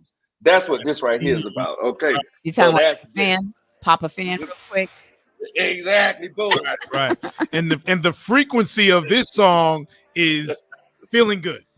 You know, this is a feel good song, right? Yeah, definitely a This is feel it. good song, man. Yeah, we trying to dance, we trying to move, and make people like I'm saying, forget about your troubles for a little bit, and also listen. We gonna do right now. I do not have the time to get this video together, and I really think we should do one. So what I'm imploring all my people out there to do, y'all go to Trey.Lorenz on Instagram, or my TikTok is Trey Lorenz Music, I believe. I'm horrible with social media, but my TikTok, you'll see me on there. Trey Lorenz Music. Let me make sure I'm giving y'all the right thing. And y'all do the send me in clips of y'all doing the dance. Y'all gonna be the stars of the video with me. All right. Do me a favor, introduce this song real quick. I'm gonna let the folks get a little taste of it. All right. This is Trey Lorenz, and you listening to my latest single, Makes Me Wanna Dance. When they play that new song back in you motion for me to come. I've been hooked from that day on and off the floor. What kind of love is this? What kind of love is this? Makes me wanna dance. I wanna dance. Makes me wanna dance. Oh, what kind of love is this? Ooh, babe. What kind of love is this? Makes me move my feet left to right. Yeah, got my hands, dance, dance. Lady, you stay on my And you know what? It's got that summertime vibe to it as well. Absolutely. You know, Hey, backyard hey. cookout. You know, I could see this being played on a wedding floor. The dance Oh, no floor. doubt. Boom, there you go. That's what I'm Yeah. talking about. It's Like, got you a know, good we vibe got to it. together. I'm waiting for someone to develop a dance to this. I guarantee Yeah, you. but listen, some kind of line. okay, now I got it right. It's Trey Lorenz Music on IG and Trey.Lorenz on TikTok. We got to dance on there. Some girls were nice enough and did a little thing for me. So we got dancers out here on the road. We said love we it. gonna do one, and we trying to get it together. So y'all need to do one with y'all radio. Y'all come on. hey, well, get you the know what? video. Send us the video. Let us know what the dance is. We can And do we'll that. do that. We'll definitely We'll do definitely that. do that. Y'all send one in. Come on. All right. I love that. Hey, so is the album out, or when's the album coming? Listen, we still at this point. I'm just dropping singles, so we got enough for the album at this point. But until we kind of slow down with some of this touring that I'm doing, with Gotcha. Mariah, that is. So hopefully, maybe I'll be opening for her, and if not, I'm definitely trying to do some of my own shows. So that's when I have a better grasp on when the actual the album itself. And the name of the album is going to be Uncle Trey Returns. I All love right. that. Now, And one more thing before we let you go, because we know you're in China, so it's you like you almost can't be one- on the phone with us all 12:30. day. now, just tell me, what's it like working with Mariah? You've been working with her for decades, man. So what's it like? Yeah, it's family. That's really what it is. It's really like family. Like Mariah has this diva, bigger than life persona and whatnot. But not just she and I, but our entire band, we all, it's like a family unit. It's really like a musical family. Right. Coming out here and hanging out with them is just like the feeling of getting with some of your best friends and just doing music and just having a good time. Everybody, we get along, we go out and we have breakfast and go shopping if we got that time to do that together. And we just have a good time, man. And then Mariah is just so gracious with stuff, because a lot of times we're gone for like Thanksgiving and different holidays. She will actually have a function for us all to get together. So it feels like family. And that's, again, one of the reasons why it took me so long to even think of doing my own thing. I have 3 little nieces, and they were like, Uncle Trey, when you gonna do another record? When you gonna do it? This stuff is old and stuff. So I was kind of playing around with them. One of my nieces they're twins, and they just turned 8. And she was in school, and I said, my sister-in-law, was telling me that they pulled me up on the computer, and I was like, was that little girl flexing for her friends or something like that? I mean, come on, Uncle Trey is a flex. It is a flex. It's my family. Said, That's my family. She was looking to see if I'm mentioning them on the internet. So let me say shout out to Layla, Rachel, and Gabrielle right now. Yeah. It's amazing how young kids, man, they don't know they know who you are as uncle, but they don't know who you are. And right. Then when you finally find out, man, it's like, oh, what? I know, that's wild. Oh yeah. Every now and then they just some of the stuff come out their mouth.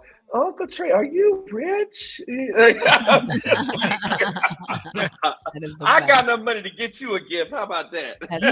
Uncle Trey, you know Mariah? You know Mariah? Yeah. Well, they've met Mariah, so they know that. So yeah, exactly. Yeah. So tell me this, and I hope that you'll stand on this one. I know it's getting late, and we want to let you go because it's almost 12:30 over there where you are. But when you're in Boston, please make it a point that you come into the station, you sit down with Gooseby and I, and let's have this conversation face to face. We would love to really have you come in and talk to us some more so we can really spend some time, because I really want to hear what you got to say more about your work and your experiences. And maybe put an event together the next time you come. You know? Listen, it would be my honor. We were just there for Christmas. Right. And we did like a little something at oh my God, it's on Grace the tip of my tongue. Yeah. Bingo. Oh yeah, man. Ooh, the food was good. I told you I'm a foodie. So we were there throwing down. I know how to get you to do work. Come on, there you go. You got me. No, but listen, honestly, guys, thank you so much for the support. Thank you so much for even asking me to come on and be with you guys this morning. And it really is an honor for me. Thank you. Well, thank you, man. Much success to you, man. We appreciate it. Thank you. Safe travels. Be well. All right. All right. Appreciate it. Right, y'all. That was R&B sensation. Trailer friend. Play the song.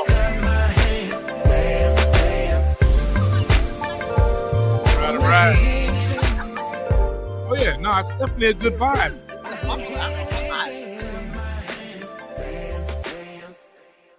All right. Like Once that. again, Trey Lorenz, thank you, man. That's why. Appreciate you. Him. It's got a new record out, and I'm sure you can pick it up all platforms. I love that. It's called Make You Dance. Yeah, Make we're you wanna gonna dance. have to do that TikTok. Oh, no doubt. No doubt. Let's do it. You know, Let's figure out what the dance is. and figure the it Goose out. got a 1-2. Oh, let me I got a find 1-2 out. You for got a sure. 1-2? Oh, no doubt. Oh, No snap. doubt. And you're No not doubt. talking about But a you know punch what's combo? crazy? You know what's crazy? What's DJs don't dance. We don't dance. You ain't seen One Girl Army. One Girl Army, she dances. Okay, but I'm just. But in general, that's DJs fair enough. don't dance. That's fair enough. We don't dance. We just 1-2. I receive that. We move. We definitely got rhythm. We move. You know.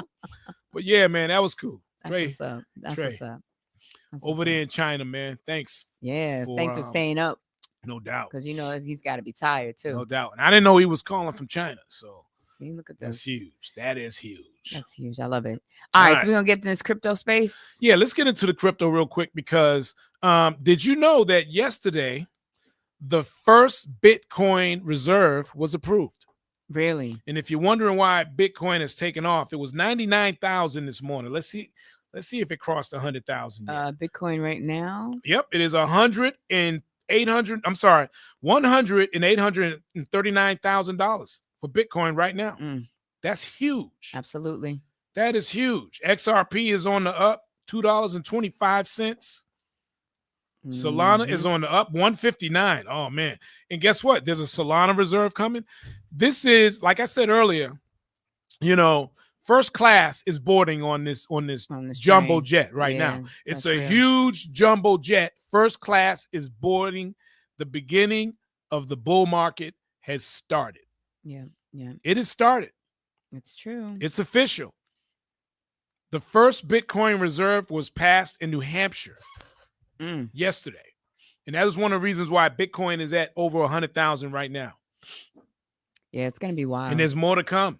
It's going to definitely There's be more wild. to come. And someone mentioned to me, Donald Trump making all this money. Yeah, he's making a lot of money. Him and his team. People. But not just him. But that's the wave. That's always been the wave, right? If we think about the ultra elite, the ultra rich, the 1%, The 1% is always going to be in front of the race. This is what continues the generational wealth of their families. This is why you're generation 4, 5, 6, 7 of wealth in this sort of living. So they're just literally adapting to the times. That's all they're doing. Yeah. They're not reinventing the wheel. Nothing amazing is happening. The only difference of the times is that we, as the little people, quote unquote, right, the non-significants, have an opportunity to get crumbs off of that table.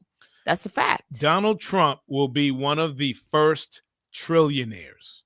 Which is wild. He will be one of the first trillionaires. Yeah. And it's all because of all this new technology that him and his people are taking advantage of. Not just him, but even smaller people who aren't billionaires, but got millions of dollars. They're going to be billionaires. Yeah. And folks who crazy. make well over 6, they're going to definitely, and even under 6 figures, you're going to have a lot of new millionaires. Yeah. Yeah. And, the crazy thing is, when we started talking about this, we were crazy. We didn't know what we were talking about. Goose and Mel trying to hustle. Yeah, I know, right? They talking about crypto, man. That's a scam, and boom, boom, boom, boom. And here we are in 2025. You got your first Bitcoin reserve. You got the president, who's also getting ready to do an XRP, Solana, Bitcoin, and a number of other reserves for the country. Yeah. It's happening. That first class is boarding right now in that jumbo jet. Is it too late? No, it's not too late. But again, they're boarding on that jumbo jet.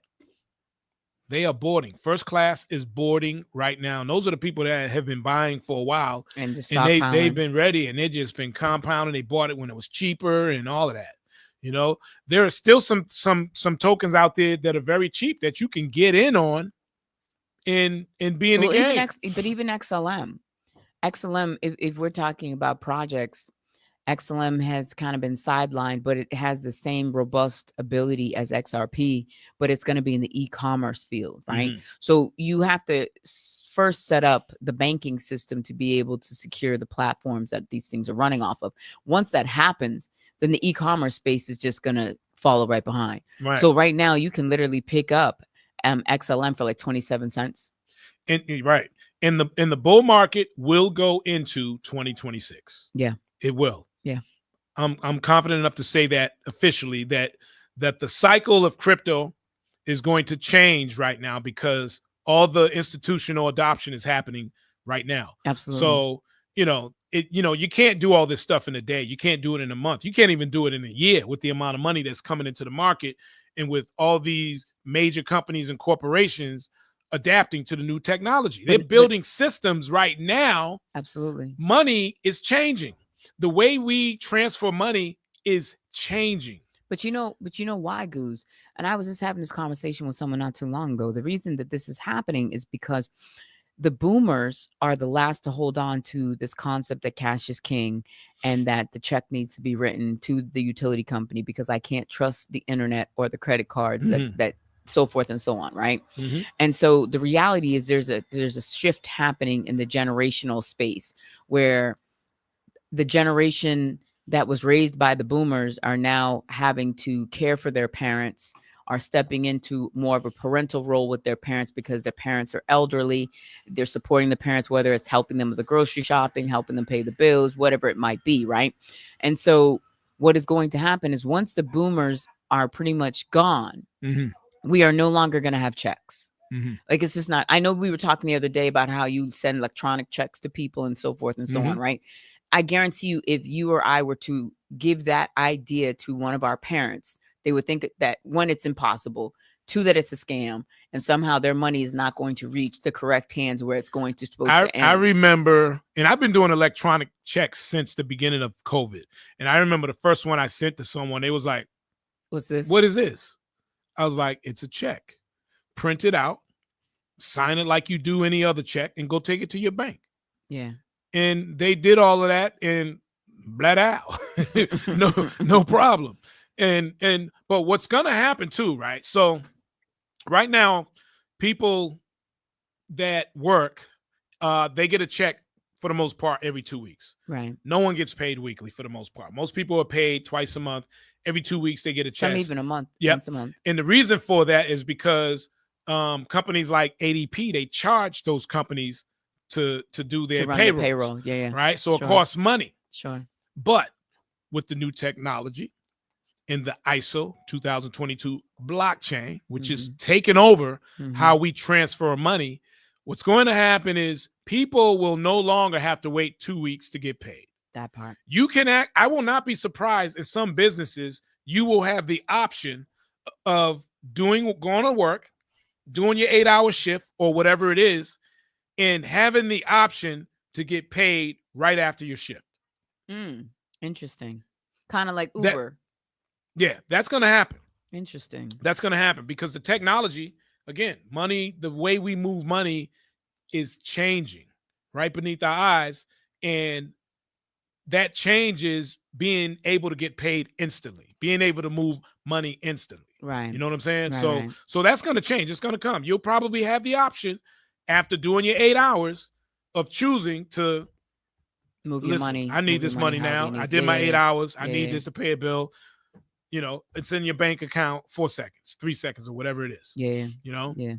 So that's what's going on in the crypto space. Interesting. It's not too late, but you're on the cusp of being too late and buying And being when left things behind. yeah. I mean, here's the thing. I mean, even when you right, so people like Goose and myself, we were talking about this when these things were 50 cents. Right. And you look at it now at $2.25 and you're like, dang, you could have got it at 50 cents, right? But even at $2, imagine now someone saying to you that you could pick up Bitcoin for $2 right now. Yeah. And you know that in 3 years that Bitcoin is going to be worth 100,000. I'm just. No, I know. You know what I'm saying? I know. Don't kick yourself, man. Don't think about it. I know. No, I'm just saying to myself, I wish I knew about it back then the way I know about it now. Well, but you also had some and you sold it because you got scared. You were emotional. You're not emotional today. Wrong person. I could have sworn you said you had at some point you had some, and this was like in the beginning of it, and you got nervous and you sold. It wasn't Bitcoin. It wasn't when I Bitcoin. first got into it, I had XRP. I had all the X's. Okay. I had all the X's. I actually made some money off it. Okay. Yeah, made some real good money. I'll tell you real quick.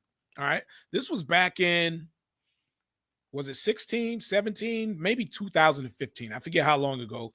I didn't know what the hell I was doing. Yeah. But I made about 79K on it.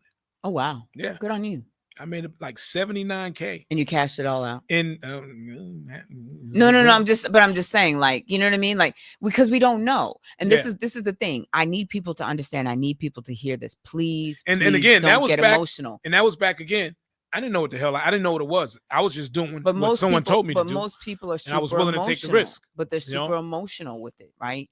What people need to understand is there's a difference between projects. There's a difference between currency and crypto as money. And then there's technology. There's differences. And people interchangeably use the words, but they're not really understanding of what they're speaking on. And what I'm saying to you is please don't be emotional with what you have. Because somebody said this to me, which I thought was wild, which is true. If you owned one XRP, that means that you're going to own 0.00017th of the world's wealth. Right. Dude, put that into perspective.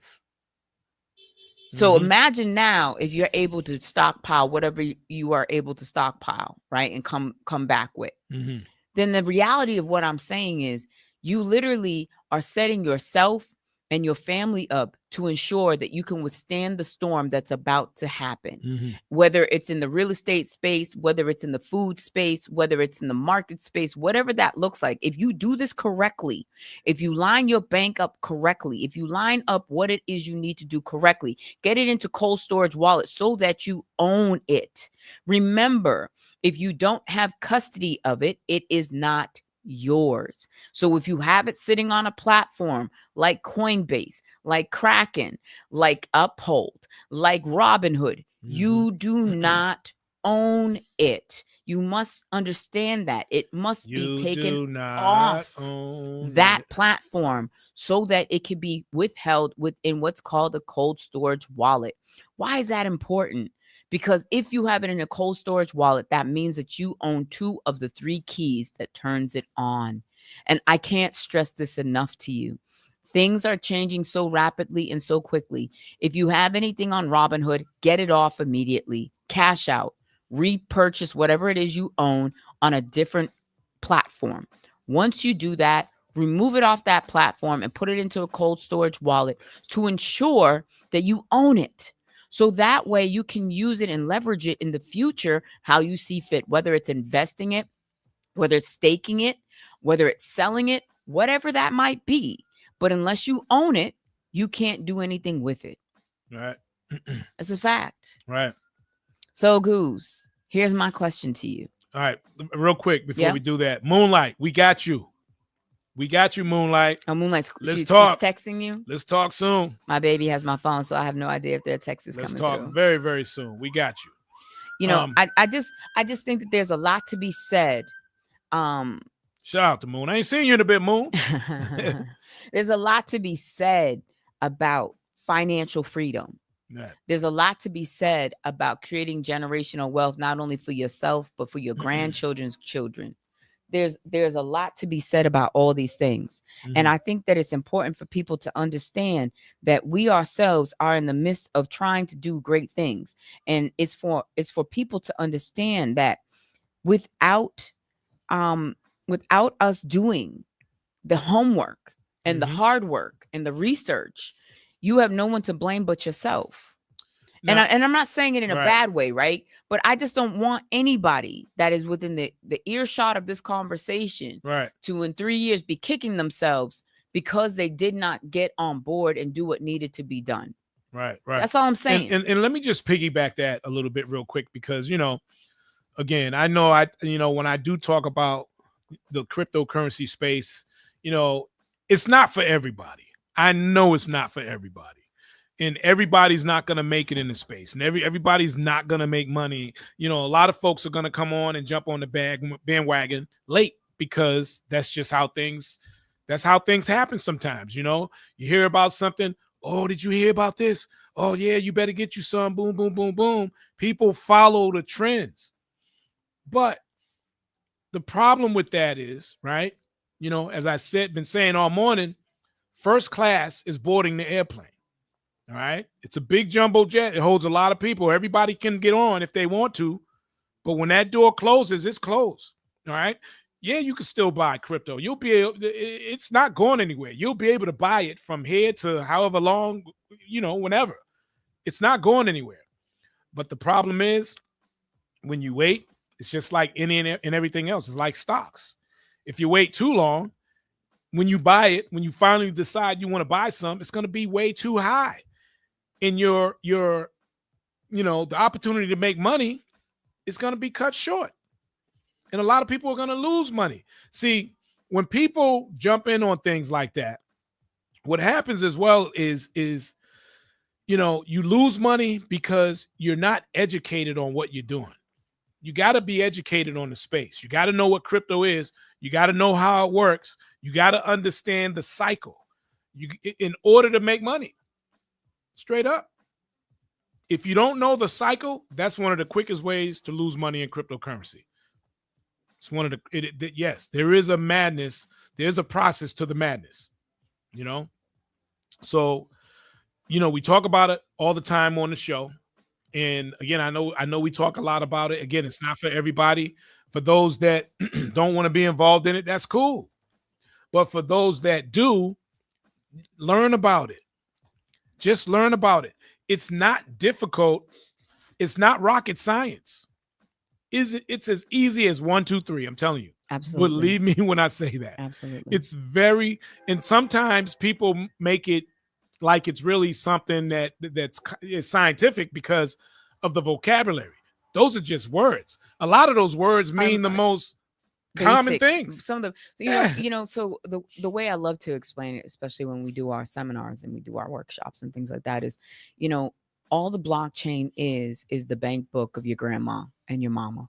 That's all it is, right? And think about how everything is in the cloud, right? Everything has been transferred to the cloud, right? So your email in the cloud, your pictures in the cloud, your music that you would have maybe back in the heyday had it's a storage space, right? It's a file cabinet. That's all it is. Just how people file things right now, It's the same thing. It's just digital. Yeah, it's just digital. So you remember back in the heyday when if you had a CD collection inside your car, and you had a huge book that just had leaves and leaves and leaves of CDs. That's the blockchain. That's the blockchain.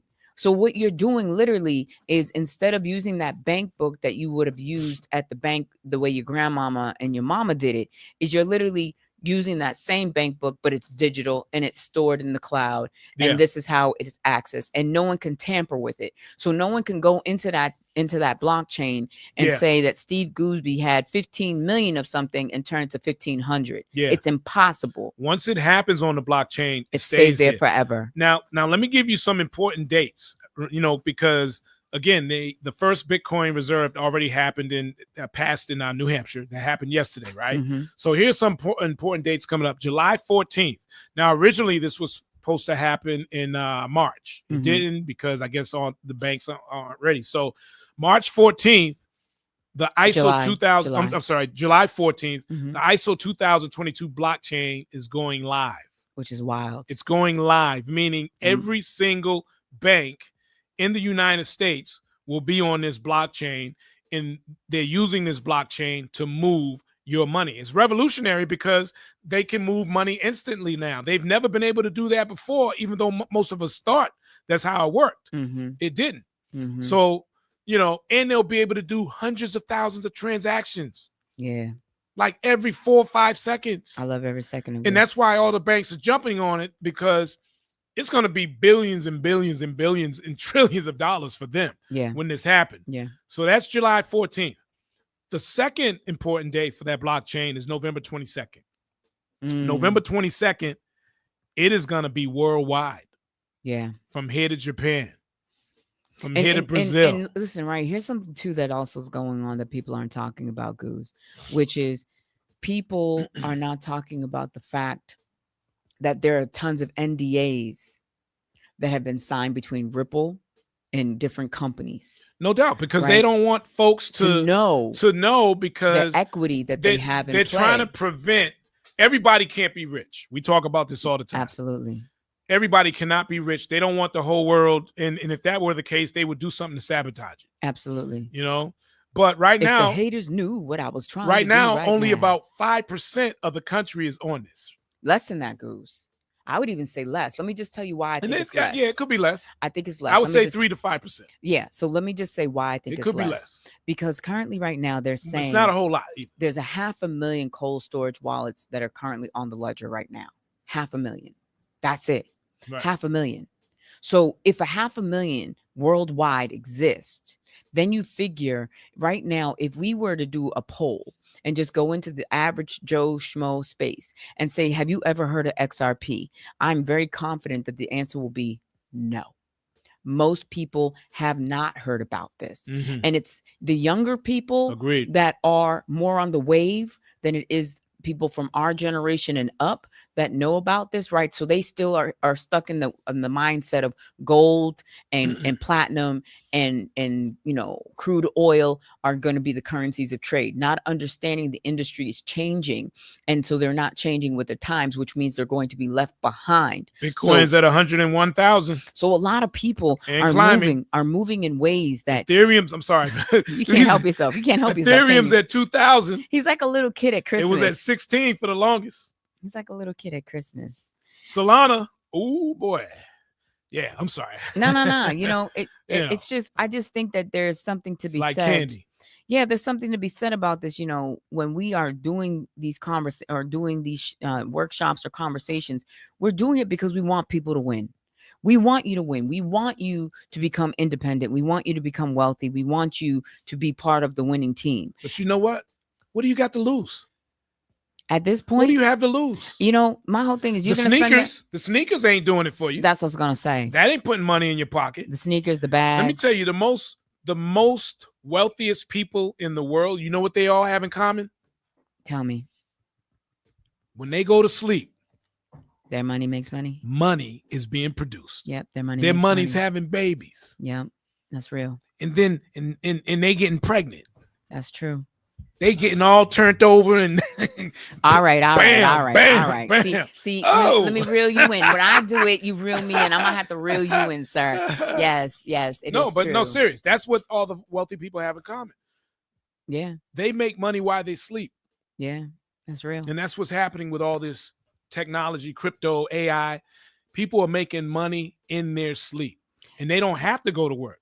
Yeah, they don't have to. But that's why it becomes that much more important for us to educate our people in our community, because the reality of it is that for the system to work the way it's built to work, there has to be those that have and those that do not.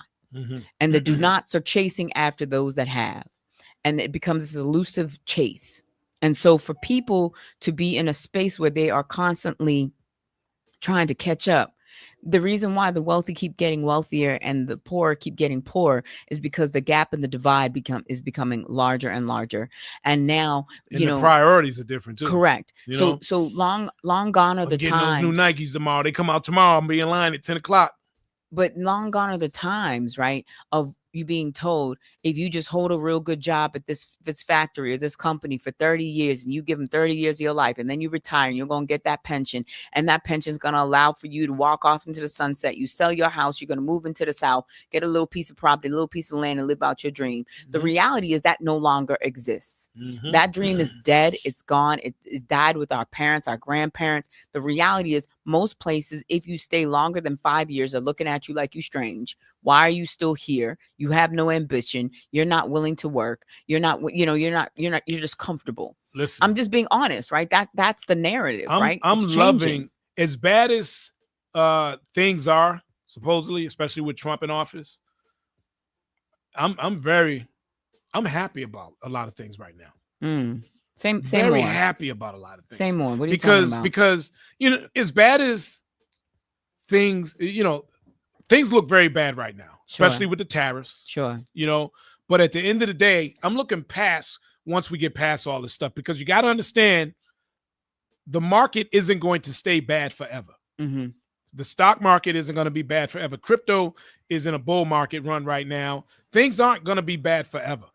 If you look at history, right, the market always swings back, and the wealthy make a majority of their money when the market is bad by doing all the things we're talking about. Because they're about to buy up.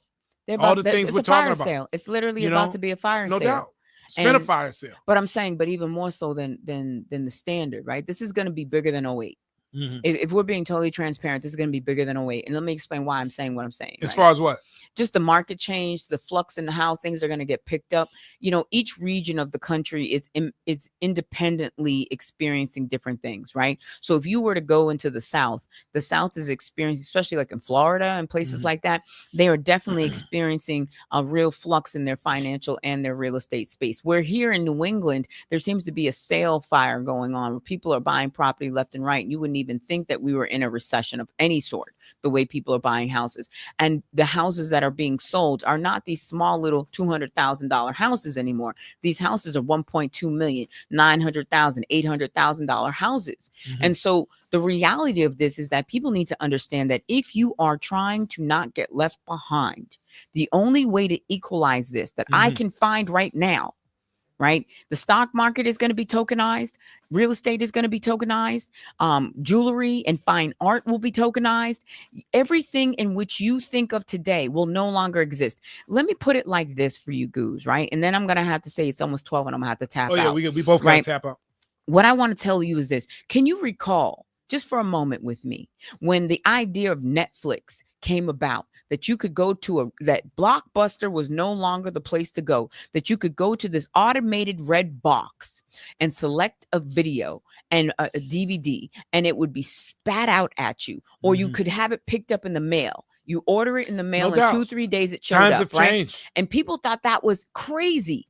People thought, no, I need to go to Blockbuster, walk down an aisle, and tangibly that wasn't that touch, long ago. So things have changed, right? Tangibly touch. Now we have progressed. Forget the idea of mailing the CD off to you. Now we have an actual real life bank that you can go into of movies.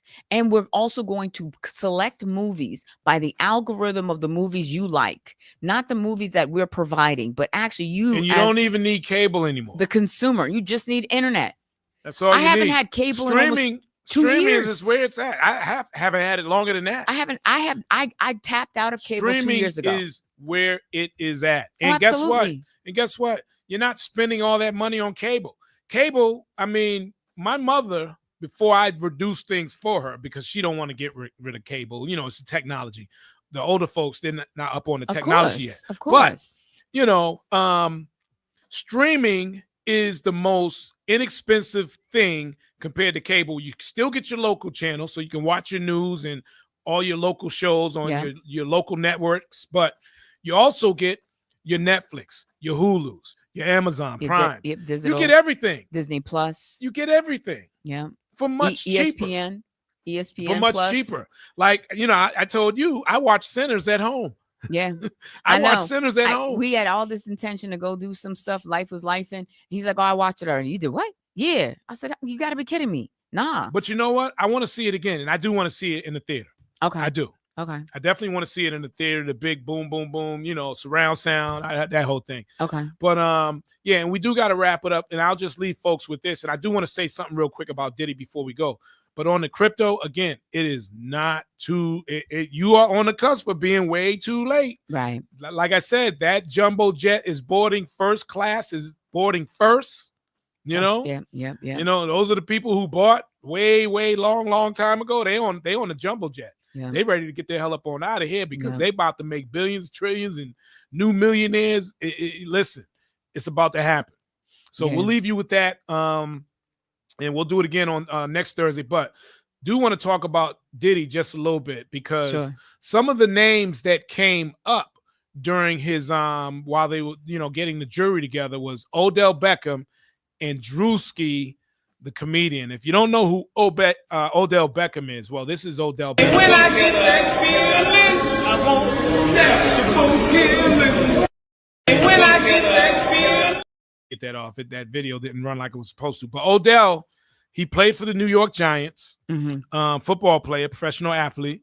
And that was a clip that was supposed to play. Let me try and run it again. Let's see if it plays this time. When I get that feeling.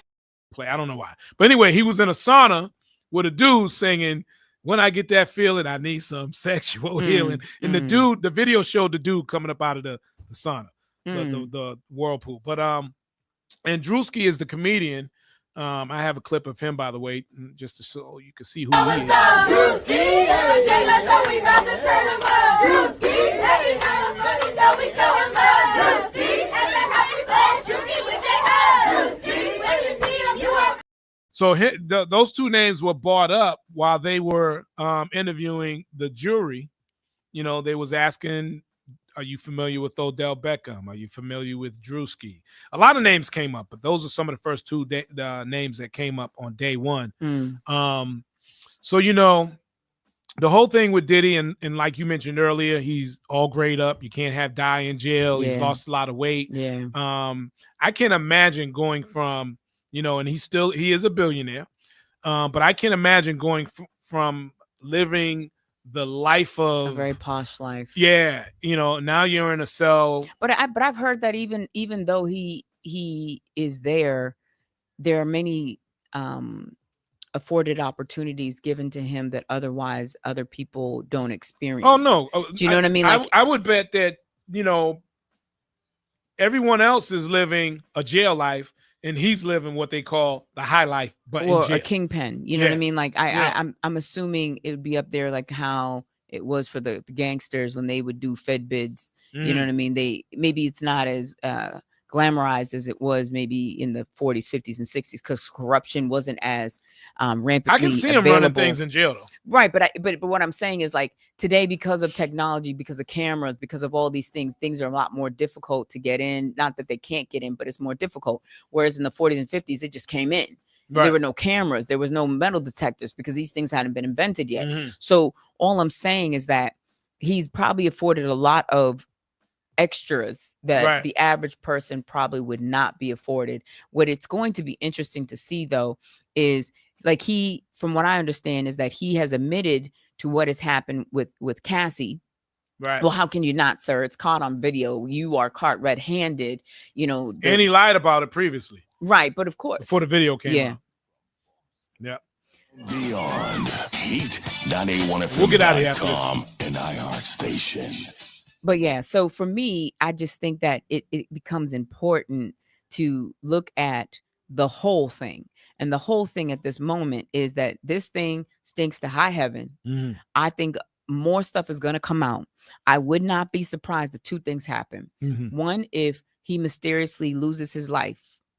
Because And somebody that has been talked about, right? Because somebody's gonna be like, we cannot afford for this to come out because these things are going to sink ships. So when he sued the liquor company D'Angelo, whatever the name is, I'm sure I just butchered it up. So he sued them, and apparently, according to them, they gave him close to $1 billion.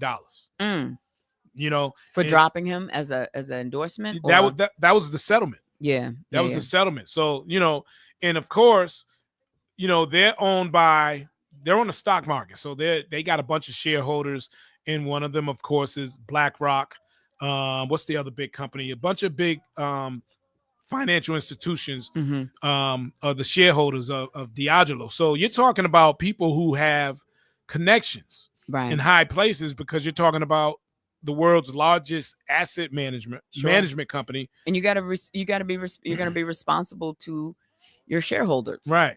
So and so that's when all the trouble started. And for those who don't know, he sued them because he didn't like the placement of his product only being in black neighborhoods and in black sections of liquor stores. Right. So he sued them for that, and they settled, because I guess he was going to win the case, or else they wouldn't have given him all that money. Sure. He didn't own the liquor outright. He D'Angelo was a partnership, pretty much. So they just paid him, I guess, future earnings and current earnings or whatever. But in my opinion, this is what caused all this mess, because he was fine up until that point. Right. He wasn't in trouble and all of that. And I always wondered why Cassie all of a sudden came out and talked about all this. It is because she had the backing of powerful people, And we're going to leave you with that, unless you got something else to say. No, sir. That's it for me. All right, y'all. We're going to leave you with R&B vibes for the rest of the day. Peace, love, and hand Enjoy. grace. We appreciate all right. y'all. We out. All right.